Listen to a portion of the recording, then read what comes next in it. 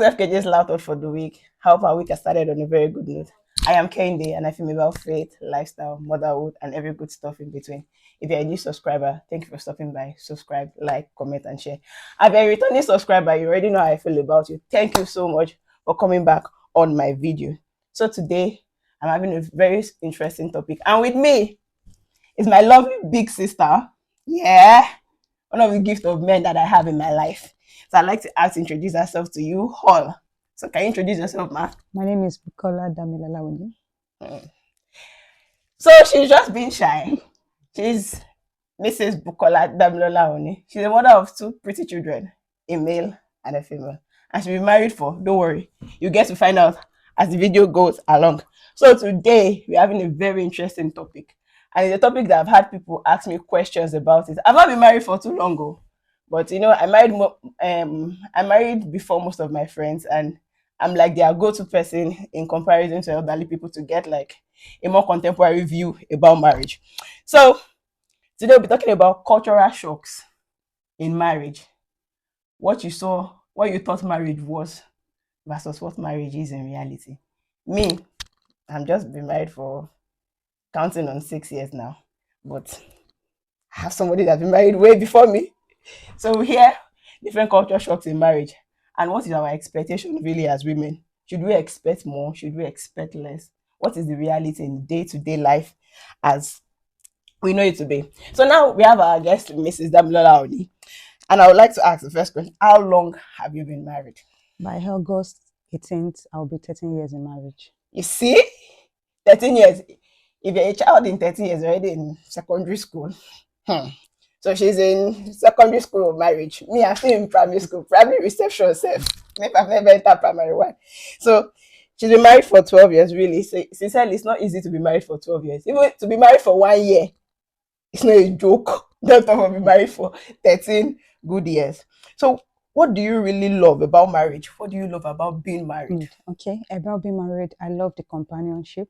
I love the fact that I don't have to spend my money all alone. You know, there's somebody that's right. We are able to share responsibility. That is, if you have a responsible man, actually. But if you don't have, then it could be a bit of burden. Yeah. But on my side, I'm lucky to have one that is responsible. So, you know, spending his money is something Yeah, I think one of the greatest avenue about marriage, or the most interesting thing, is that companionship. Like I said, although I know that as Christians, we have reality of you have a partner that you pray together 24 hours, but you cannot pray for 24 hours. What married people do most times is gossip. I'm not going to put it like gossip, gist. They gist, and that companionship is very, very important. If you come and visit a married person, just know that before you get to your doorstep, they are gossiping about you, and they are gossiping about you, and you just be surprised that you just find yourself you are sneezing, or your hair is echoing. It's those people that you have visited that are gossiping about you. So she really enjoys the companionship and the ability not to spend her money. All of us love to spend other people's money. Even me, I love to spend another person's money. It's sweet. Another person's money is very sweet. Yeah, it's sweeter. That's it. So what did you really expect? What was the expectation about marriage? Now we are going to pick it one by one. And what do you think is unrealistic? Let's start with the topic that most Christians don't want to talk about sincerely, and I think it's because we don't talk about it more in Christianity. That's why a lot of people have expectations that are not realistic, or they feel like it's too much of a burden on them, and that person is sex. So when before you got married, you're like, you have sex every day. No, the bed has to be shaking to keep the home. Do you think it's realistic? Okay, when we talk about expectation in marriage, you know, as a child, I used to love reading novels. I read novels a lot. So I read a lot of romance novels. I read a lot of Mise en Bones. I don't know if your Gen Z generation actually read Mise en Bones. So I read a lot of those movies, and I believe that marriage should be perfect. You know, like everything, no arguments, everything should be fine. But of course, marriage is no bed of roses. Even the best of marriage, they have their hiccups. So in marriages, there will be good time, there will be not so good time, there will be bad time. But especially in time of sex that you mentioned, it's not realistic for a married couple to have sex every day. It's not as if they don't have job, they don't have responsibility, especially when children start coming in. You have things you think about. In fact, especially when you come to this our UK, my sister. When the husband is another story. When the husband has gone on shift in the night, and the wife is another one. So sex for you will be the least even on your mind. Yeah. So you know what we actually expect when you are going to marry is different from what you actually see. Like I mentioned, there are a lot of different seasons of marriage. We have season 1, we have season 2, we have season 3. So whichever season you are, you have to just manage up, and that is marriage. Yeah, I think I subscribe to that. I think most of our problem is media. The way Nollywood has presented marriage to us. You know, you see them, the wife is not going anywhere, she's sitting at home. The husband comes back from work, he opens the door, Super Mario is hugging and cuddling the wife. The wife is going to bring food, and before you know, he's putting the wife on the dining table, they are clearing that table. In reality, it's not like that. Oh. Imagine you are living in Lagos and you're working in probably Obalende, Ikoyi, Victoria Island side, and you're living probably in Agege or somewhere in Bega, and you have driven or you have drove whatever the English is for 5 hours. You now come home and be clearing table. My dear, we're not saying that we should not have sex frequently in marriage, but everyday sex in marriage is very unrealistic. I know that some people have counter opinions, but if you have counter opinions in your house, do you have sex every day? It's not like you and your husband are jobless, or you don't have like Yoruba will say, not even with children. You don't have Ironu. when it's not food or it's not air that you are breathing in. No, so I think everyday sex is an unrealistic expectation in marriage. However, we advise that you set realistic expectations and have sex regularly. You know, a wise man once said that a marriage that is lasting is a marriage that the bed is still shaking. So let your bed keep shaking. Yes, very important. So that's that. What about food? For example, now, all my favorite food and my husband's least favorite food. For example, I don't like amala. Don't come for me. I'm a Yoruba girl, but I don't like amala. My husband does not mind eating amala morning, afternoon, night. I love beans. My husband doesn't like beans. So in kind of aspect, that have we been dealing with? What I do mostly, thank you for the question. What I do mostly is that sometimes I let him have what he likes and I take what I like. For instance, my husband doesn't like spaghetti that is cooked, like jollof spaghetti. He doesn't like it. So most times when I cook it, because my children love it. So we can't deny ourselves of what we like because he doesn't like it. You understand? So I make alternative for him while we go for our own. And for instance, he likes eba. I don't like eba. Yeah, I don't like eba. So sometimes when I make like when I make soup and he wants his eba, I let him go for his eba and I go for my alternative.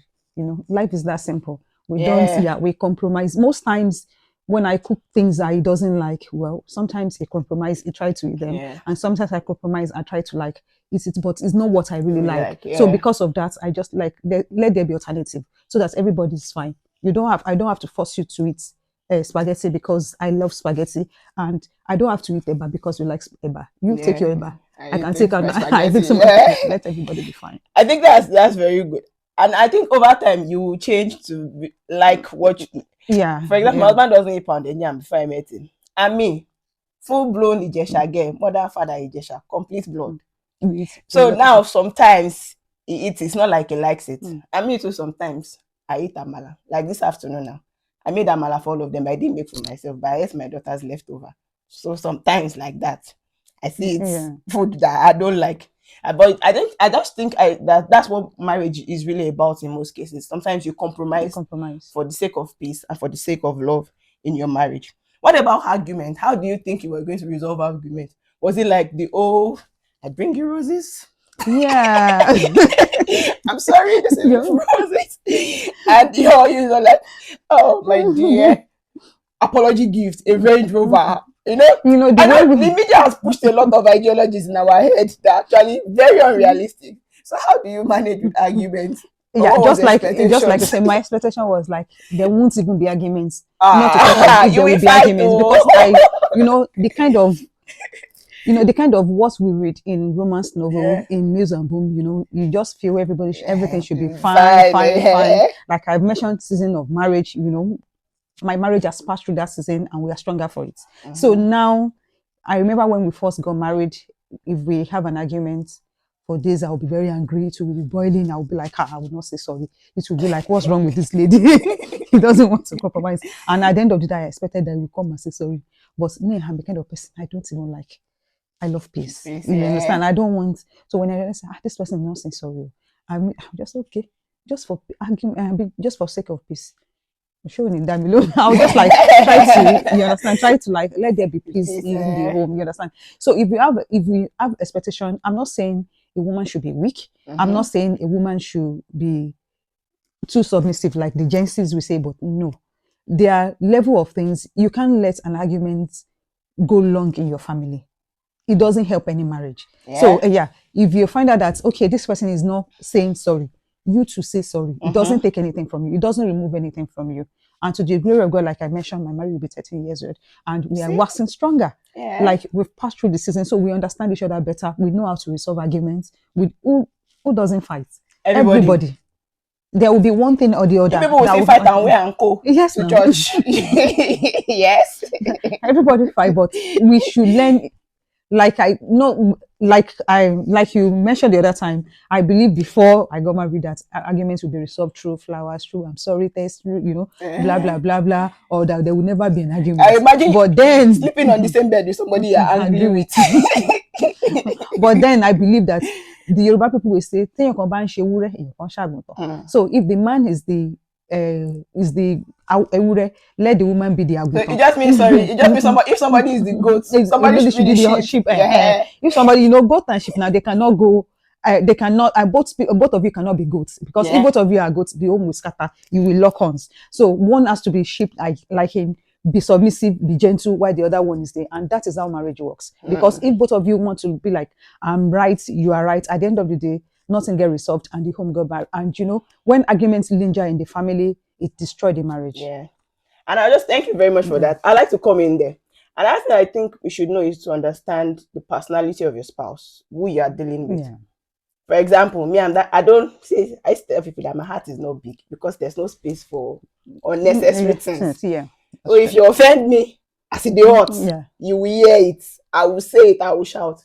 But my husband is, if you offend him, he will first be processing it in his head. And you'll be asking him what is wrong. He will say nothing. He will not come back like 5 days later and say, you did something. You did it. I'm like, even if I did it, I would have forgotten. But now, I now realize that when I'm angry and I'm shouting at my husband, I don't get issues resolved at all. So me too, because of his personality, which is not my own kind of person, I've tried to now, process whatever I'm saying before I say it, and you're not saying. But the last time I did it for him too, you're not like, you shouldn't have waited this long. But I'm like, you always wait this long before you say your own too, right? So I just think most time when you understand the personality of who you are dealing with, you just walk in hand to make that thing come along. What about going on the matter of personality now? How do you handle your personality difference? If you know me very well now, everybody thinks I'm the social butterfly. But really, my husband is the social butterfly. Really. But everybody thinks I'm the one. My husband is not a morning person. I'm a morning person. And when I go married, that used to annoy me because I'm waking up by 6 and you're in bed. What are you doing in bed? So if you had that personality difference, how did you deal with it? Okay, just like what you mentioned now, I'm the social butterfly of our house. My husband is the other reserved person. But with time, it's getting used to my person. You understand? It's getting used to the kind of person I am. I'm the kind of person that I want to be the life of a party. I want to be there, let everybody see what I'm doing. You understand? If you're not looking at me, you have to look at me. You have to see what I'm doing. You have to see what I'm doing. If the other person wants to be the person behind the door, you understand, as in behind the scene. No, you understand, let their attention be on you. But now it's getting to know my person, is getting to acknowledge it, is getting to compromise. Some like myself too, I'm trying to because when we first got married, one of the things that caused agreement is that I want to go to parties, I want to go out, I want to visit, I want people to visit me and the rest. And the other side, he wants to have his own quiet time. You understand? He doesn't want to go out all the time and the rest. I can't relate because my upbringing, my person, my personality, I'm just like, you knew me before I got married. Now you know the kind of person I am. You understand? But then with time, it's getting to know the kind of person I am and try to give me my own space. And I try to respect his own privacy as well, that this person doesn't want it. So let me to calm down and, give him this. So like I mentioned earlier, in marriage, you have to compromise. For your marriage to work, you have to compromise. Two people cannot be, sometimes when you have two social butterflies, then you hear the home loud, you understand, party every time and the rest like that.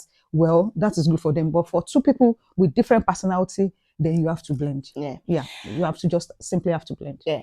I sincerely think that the sweetness is in the variety of who we are. If you marry, if you did physics, with this small Physics, they say opposite sides attract. If you marry somebody like yourself, you rather be bored. Me, I'm the opposite.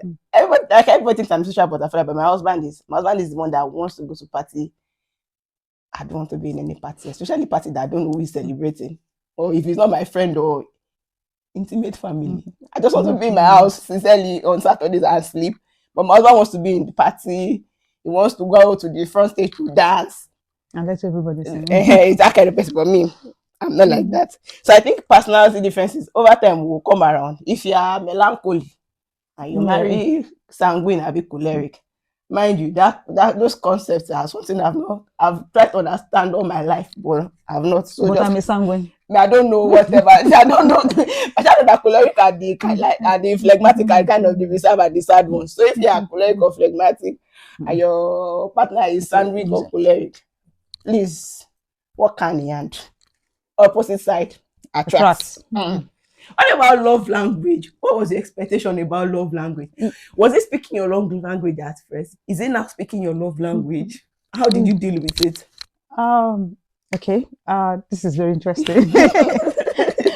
Because recently, sometimes I believe that my love language is what I've learned about love language is the way you show to other people. Yeah. You want them to reciprocate back to you. Yeah. Because that's your love language. Yeah. But some people don't get it. They feel, they have their own, you understand, the way some people believe this is the way I want people to treat me. Like, for instance, I'm the kind of person, like, I've always said that I'm I love going out, blah, blah, blah. I love clothing. I love shoes. I love bags, stuff like that. So if I want to give you a present or something, it will be around that thing that I actually love that I want to give you. But my husband is the kind of person that loves perfume. He loves gadgets. He loves stuff like that. So he's the one kind of person, he wants to give you what, you understand, he love. And so what he gives me when he loves, I'll be like, really?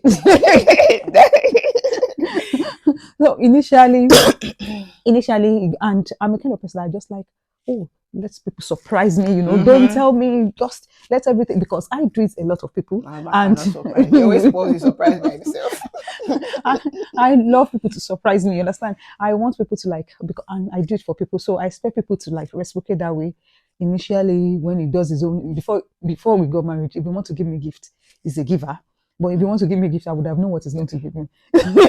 He would have, or another wants me to go out and get those things. Yeah. But now he's getting to know what, because I'm being able to teach him this is how I want to be treated. Yeah. You understand? So now he's getting my love language. He knows what I love. He knows how I want to be treated. I understand what he likes to, because sometimes when you get him what he doesn't like, no matter what, he'll be like. He will appreciate it at the end of the day, but then I realized that is not, because me, I love being treated that way. I didn't realize that he doesn't love that way. You understand? He doesn't like that surprise. He doesn't like that thing. He just wants, if you want to give him things, most times he wants to be aware. Yeah. Probably by it himself. He doesn't mind. But me, I don't want to be aware. I want you to take me by surprise, so that it will be like, oh.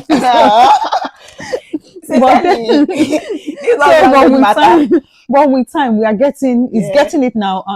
I'm equally getting his own love language, so that way we are able to 13 years now. I thought. See this love language issue.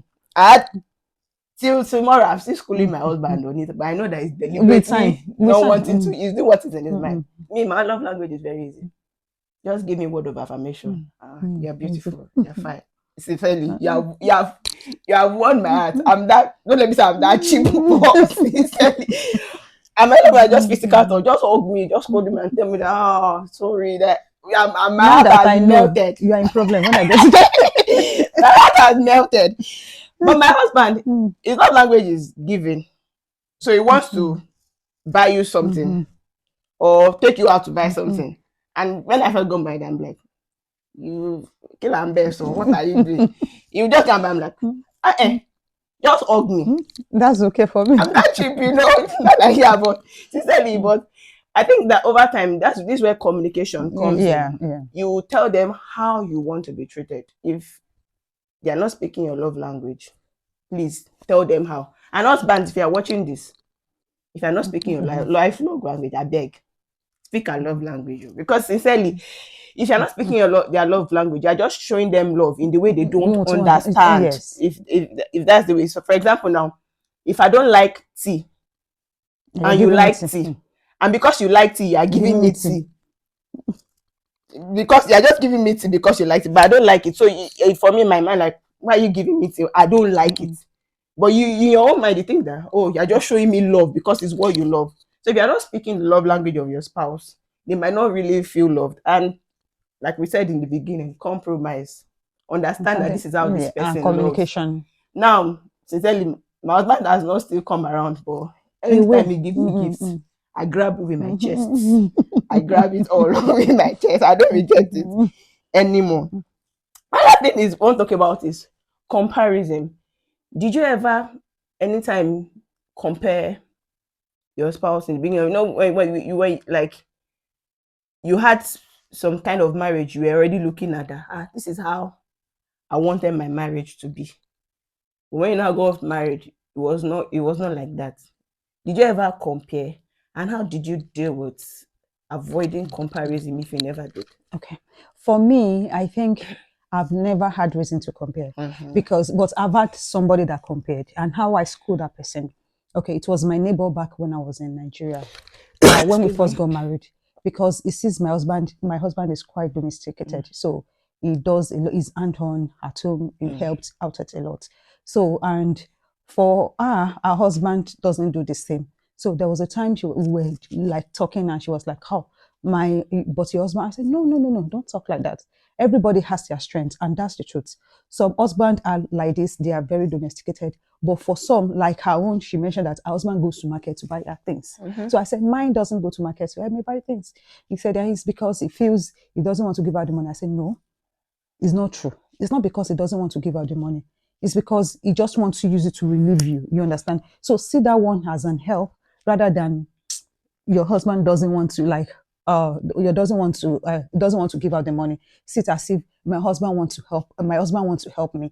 And when you're looking at that angle, because going to market sometimes shopping is not easy for some women, because you have to combine yes, you have to combine working in the house. Sometimes when you go out, and Nigerian market, is not like here where you can just get everything, at a go. You have to go from one place to the other. So if a man is doing that for you, he's equally helping you. The fact that he's not helping you to wash plates or sweep the house does not mean he's not helping you. He has other ways helping you. So everybody has their own strengths, and everybody has. So for the fact that one is domesticated and one goes out, and there are different areas your husband can help you.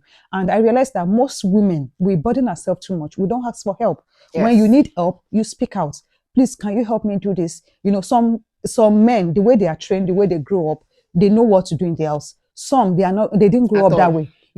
For instance, when you married a man that is the last born and they have like 3 elder sisters. So what do you expect? Because they will not be doing much at home. So in that wise, you speak out. And for some men that cannot help their wife back in Nigeria, I know some of them get outset for their wives. So, and that one is a form of help as well. If you cannot do it physically, at least his money is doing something. Yeah, his money is doing it. And there are things you understand? So you just don't compare people, because where you are getting help from or where you are enjoying, I may not be enjoyed that way. So until I'm in that marriage with you, before I'm able to make that comparison, and because we are not in the same marriage, then you can't compare. So do not compare. Even as your children, you can't compare children, because they have different level of strengths and weaknesses. Yeah. So I just put it right there. Comparison is the thief of joy. Yeah. If there's a word like that. Never compare. Actually, I said I had a neighbor also like that. When I first moved, I moved to work. So how have you been keeping the fire burning in this abroad in your marriage? That's a lot of questions. But one thing is this: in as much as the abroad quote can take a toll of your marriage, it can also help you to build your marriage, depending on your partner.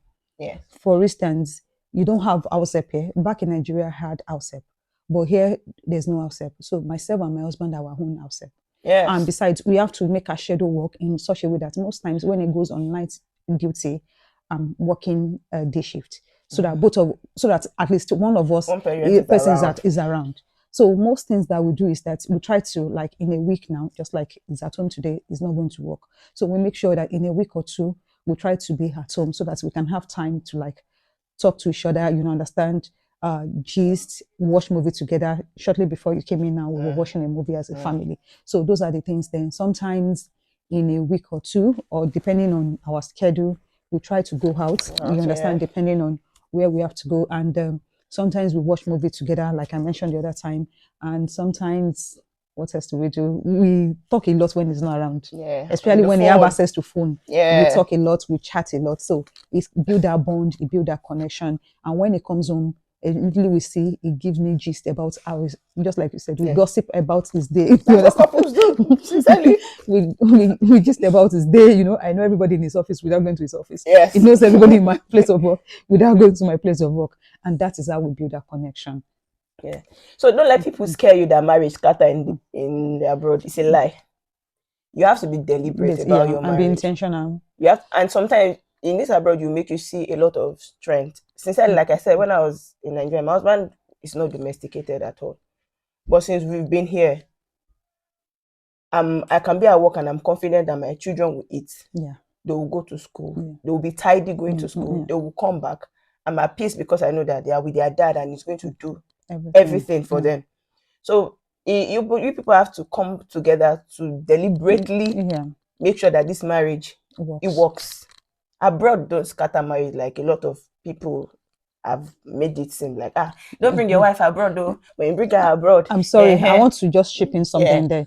I believe sometimes some women come to abroad with the mentality that, most marriages that are shaking in Nigeria, they come to the abroad with the mentality that I'm abroad is for women. Yeah. So I'm going to show the man. So if we have vengeance or anger or hatred against our husband before coming, then that is where the marriage scatter, because you've already, like, somebody that is looking for, okay, let me just cite an example. A child that you'll be beaten since, and they said, oh, when I see my mom, it's going to, like, help me retaliate. So abroad is just like an environment, a society that supports women. So you've already built a confidence. When I come to abroad, they cannot try that rubbish with me. And so the man unluckily now do something small, and you decide to show him all the hangers, all those things, all the side chicks, all those things he has been doing in Nigeria. You now decide to, like, okay, let me show him here and tell him that this is a woman's society. This is where the problems start from. So as women, as men, we have to forgive ourselves. We have to, like, have a large heart towards our marriage and be intentional. And also for men, if you are watching this, if you are listening, please treat your wife well. Nobody wants to be treated badly. Yes. Yeah. And this abroad is what they call it. I don't know, Bimash. I don't know how to, like, really put it, but something that will give you the consequence of your action. Yes. So please, let's treat each other as well and show each other's love. The world is too difficult itself not to, like, everybody in love in your house, in your small space. At least it should be a place your wife should be coming home and be like, I'm happy my husband is at home. And when you as wife should be going home and be confident that at home, because most times when I go to work, like tomorrow morning I'm going to work, my children will go to school, just like you said. They will be fine. My husband is going to feed them. I'll be confident because he's going to feed them and they will be happy. So let's help each other. No woman want to be burdened. No woman will be happy. If we are talking about we are not getting sex, when a woman is doing 5 shifts from Monday to Friday, how will you get body for sex now? Body's tired. So we need each other in this abroad. We actually need each other. The men have to be responsible, step up, and the women as well. And let us forgive each other, and our marriage will work. I pray God will help us in Jesus' name. Amen. A big amen to that. I think we need to forgive each other. And lastly, always the expectation about in-laws. Some people are like, marriage is only me and my husband and I. No in-laws, no cousins, no nieces, no nephews. If they want to come to your house, they write 3 months notice. As African, we have to be accommodating. Yeah. Sometimes in-laws could be handy. They could be handful. They could, depending on, especially people that have mentality that is my brother's house. You understand? Is my family's house. So, but as a Christian, that we have to be accommodating and try as much as possible. But another thing is that we must build boundary. Because if there's no boundary, people will push you around. If you have boundary, people will respect your boundary. Be accommodating. love your in-law as you love your own, because you want to be loved by them. So extend that same grace to the one that you want your husband to extend to your family. Yes. Extend it to them. Love them as much. Treat them like your own, but build boundary. If there's boundary, they will respect you, and everybody will be fine. Another thing I want to chip in there is a lot of, maybe I don't know, but what I see most times, a lot of us try to be who we are not to get accepted. And when we finally get married or you're accepted into the family, just flip on them. Yeah. And that will also cause a reaction. Yeah. But I used to tell some people, my own mantra is, I cannot continue what I cannot start. I cannot continue what I cannot start.